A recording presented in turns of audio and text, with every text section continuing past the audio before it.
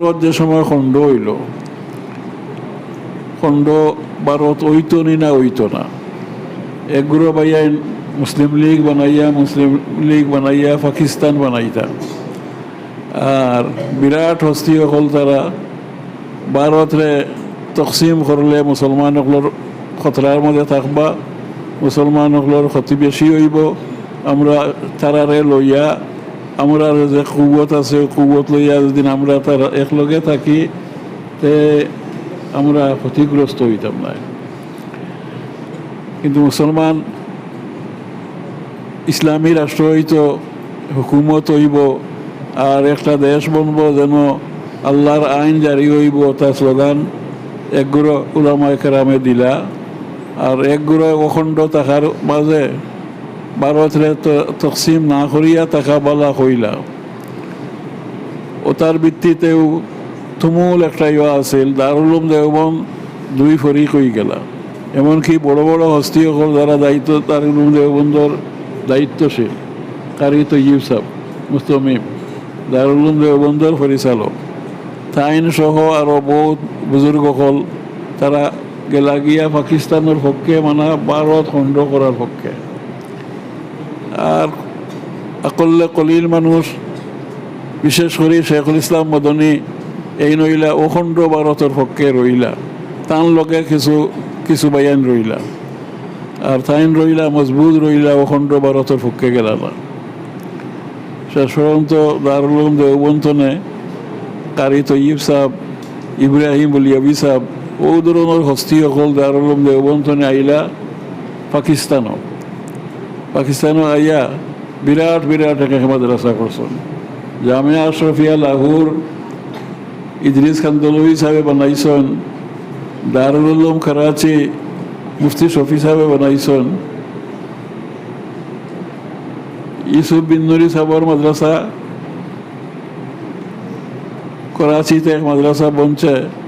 অবশ্যই ইউসুফ বিন নুরি সাহেব দারুল উলুম দেওবন্দনে আইছেন না, কিন্তু জেহনিয়তর দিক দিয়া সব এক ইয়তু আসলা।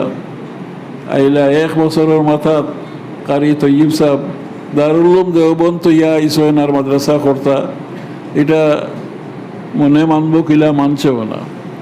শেষ পর্যন্ত আমি শেখুল ইসলাম মদনী সাহেবর এখলাসের একটা মিসাল আপনারা সামনে পেশ করতাম চাই। দেওবন্দ ফালাইয়া আইছন, যে কোনো কারণে আইছন, এর বাদে বুঝছেন যে তো টক্কাইছে। মদনী সাহেবের কাছে চিঠি লিখলা, দারুল উলুম দেওবন্দ ফালাইয়া আইছি, এক বছর ওই যার ফ্রি হয়ে গেছে, মনে মানে না, মনের মাঝে মুঠো শান্তি আয় না।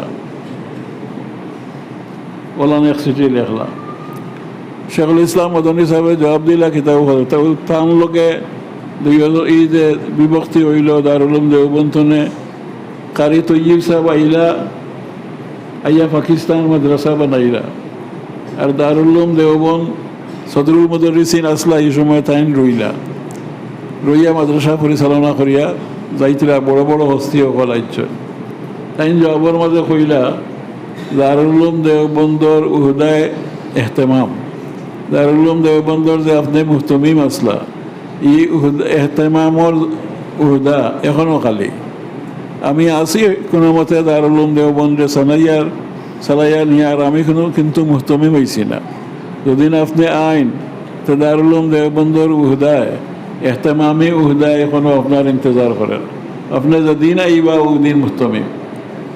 কারি তৈয়ব সাহেব গেলা গিয়া আবার মুহতমিম হইলা, দারুল উলুম দেওবন্দ আবার মুহতমিম হইলা। তাই সদরুল মুদাররিসিন আসলা, জমিয়ত উলামায়ে হিন্দর সভাপতি আসলা, তাই নৌখাম লইয়াও আরো হয়ে গেলা। আর কারি তৈয়ব সাহেবের কাছে মাদ্রাসা আবার দিলাইলা। অথচ কারি তৈয়ব সাহেব আর দারুল উলুমর শেখুল ইসলাম মদনী সাহেব দুজনের মত বিরোধের কারণেও এক গুরু পাকিস্তানও আইলা আর এক গুরু হলো রইলা। আবার ও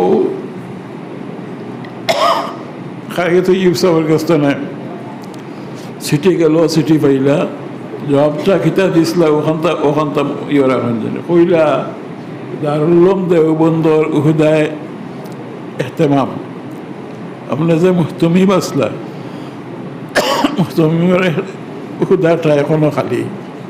আমি পারাদারি করি আর আমি হুদা থেকে বইছি না। আপনি যেদিন আইবা ওদিন আপনি মুহতমিম হয়ে যাবেন। ও গেলা ও গিয়া মুহতমিম হইলা, এর বাদে ও দীর্ঘদিন দারুল উলুম দেওবন্দ চললো।